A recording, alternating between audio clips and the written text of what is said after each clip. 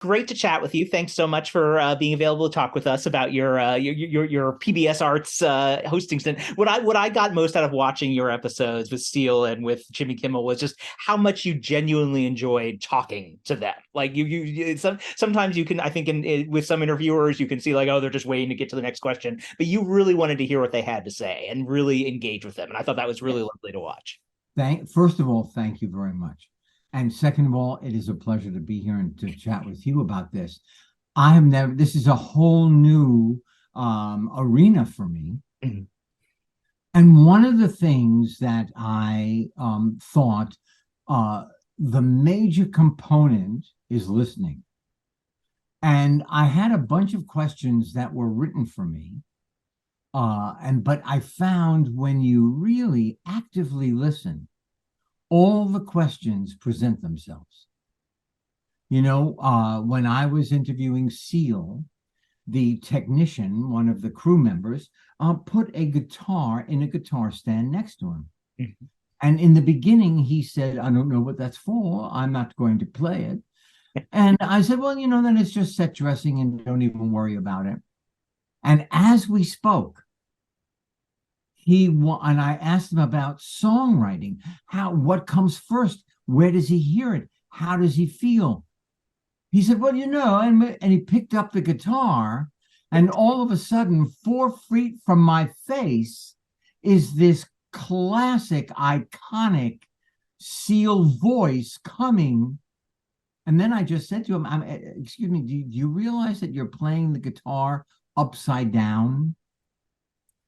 And he said, well, that's how he learned, because he only had the guitars in the studio where he worked, and they were all right-handed, and he's left-handed, and he taught himself. I think Paul McCartney does it.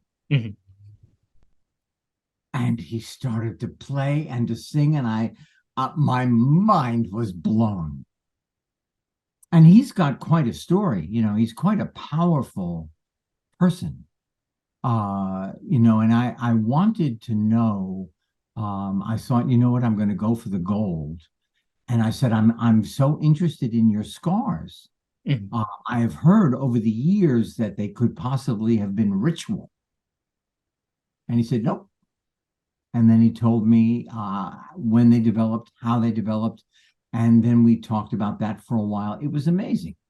It was so interesting to see the contrast then too with the Jimmy Kimmel interview, where you did have you knew each other, you had a previous relationship, and to Right. see that come into play and the way you talked with him was really interesting. Were you concerned going into that because you had that relationship about how it might impact the way you approach that interview? I was not worried about the fact that I knew him, because I genuinely have affection for Jimmy Kimmel. We, in June, fished together. This, of course, is after the interview, but we have talked about fly fishing for years. But I thought it was like, how great to interview an interviewer, Mhm. especially in the beginning of this new adventure of mine.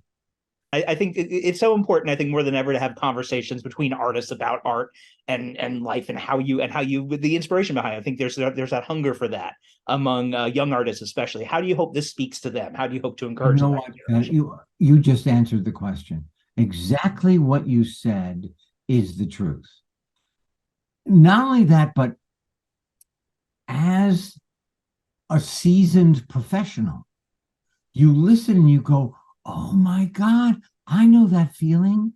Oh my God, that's a great way to look at it. Oh, I'm going to use that. Oh, we're the same. Because after everything is said and done, there are no great secrets, because we have them all. All the answers are in us.